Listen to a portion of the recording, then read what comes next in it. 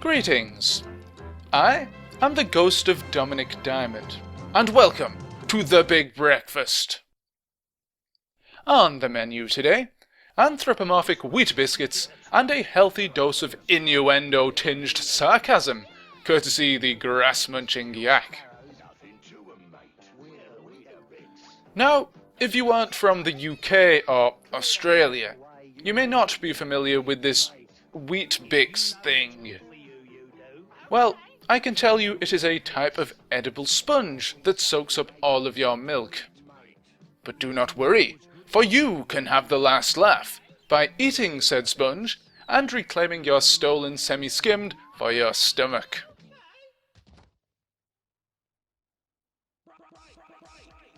Weetabix vs. the Titchies is the official Weetabix video game tie-in, starring mascot Dunk the Wheat Biscuit, who was marketed as the healthy alternative to catchphrases Mr. Chips.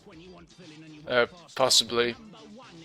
But since these subspace invader aliens have invaded Dunk's cereal box, he must eliminate them by sending a regenerating sword twixt their butt cheeks. Or, I don't know, maybe it's some sort of weird Amstrad CPC spoon. A spoon that explodes when it hits the ceiling! Whatever it's supposed to be, this dubiously shaped weapon is your only hope against these little green Stetsons floating on the breeze. Your main defense mechanism is your cosmic cereal bowl, which can be activated by pushing up on the joystick. Dunk also lifts it automatically if he sees alien droppings heading towards him. After all, nobody's going to want to eat him after he's been soiled. Are they, Mr. Weetabix?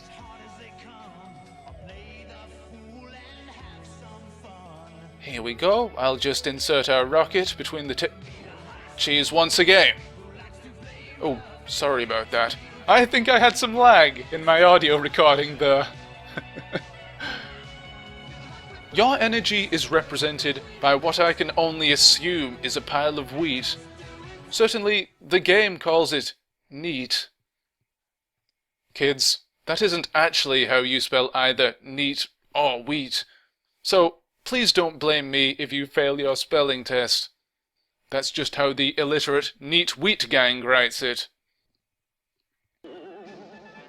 Dunk, Crunch, Bixie, Brains, and, Brian were part of a wider marketing campaign to make sure people bought branded Weetabix instead of the store's own no-frills version.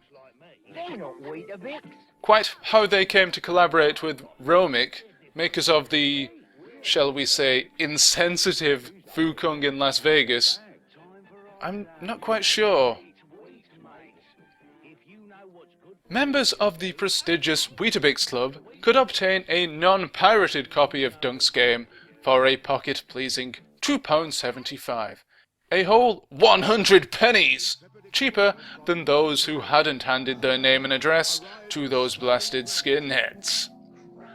Considering you had to pay 90p to enter said club, they were basically saying your personal details were worth a measly 10 British pence to them. Dunk is apparently the one that says, "If you know what's good for you," in the ads. The one most likely to beat you up if you didn't buy his breakfast cereal. The perfect protagonist for a kid's game, then. And here he is, in his tango bodysuit. At least this isn't a teletext game, otherwise he would have been red. Or worse, yellow. Moving on. The difficulty of Weetabix vs. the Titchies is in the ultra-modern death is but a minor inconvenience vein, and thus the game is very easy indeed to master. And please don't say this was aimed at children, because you need years of experience to even grasp the Amstrad CPC's command line interface and tape loading procedure. I don't know many kids who'd have the patience to wait through an hour of read error B messages before the game proper. There's nothing wrong with an easy game, however. Remember, it's all about the experience and not the satisfaction of reaching the ending screen, since you could probably type in a couple of pokes and see that anyway.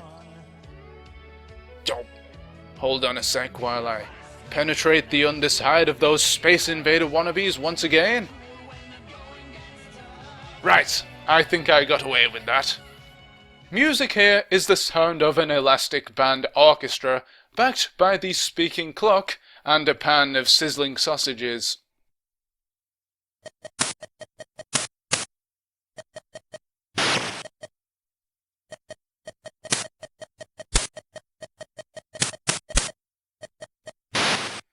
I shouldn't complain though, because the BBC Micro version Sonics are even worse.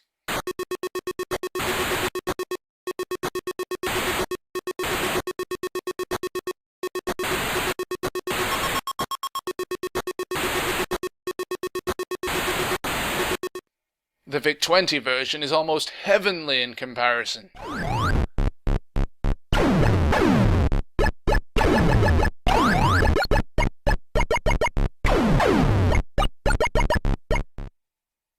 Oh, wait a minute while I just pick up my rocket here. Oh dear. Look, that's enough of this, or Hewland International will be filing a copyright infringement lawsuit against me.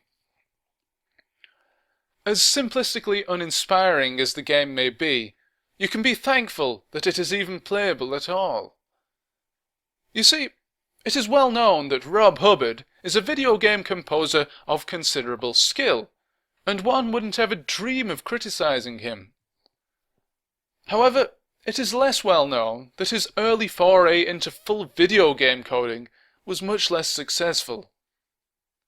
I shall hand you over to the man himself for an explanation. There's a breakfast cereal called Weetabix.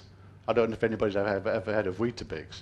And so they had this little character that looked like a Weetabix cereal with legs. You know, we were going to do this game based upon this, and I wrote graphic editors. I wrote, you know, run length compression routines for graphics to do all this stuff, and of course, they could never produce the game because of the fact that, you know, they hadn't been in touch with Weetabix about this, and so, you know, it's like, hello, you know.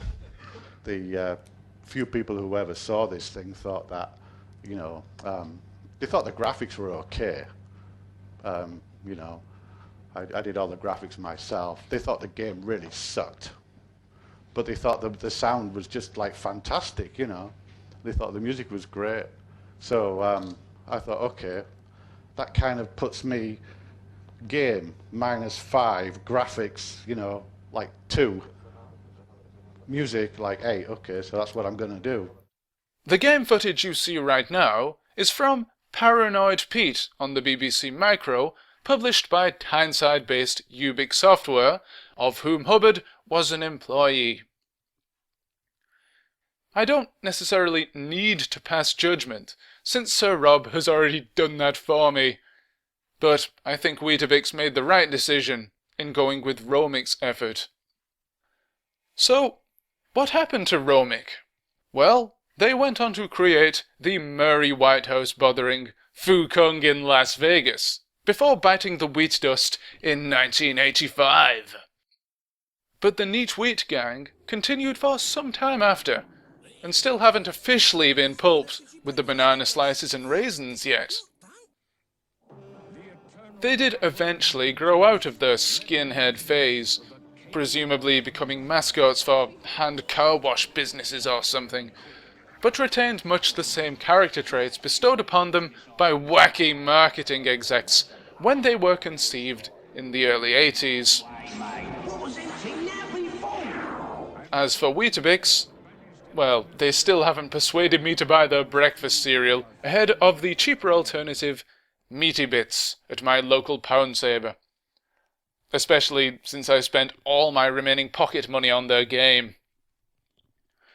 Sadly, telling those pesky eBay sellers I'm a member of the Weetabix Club didn't earn me a 100 penny discount on this occasion. Sayonara, Yack Watchers.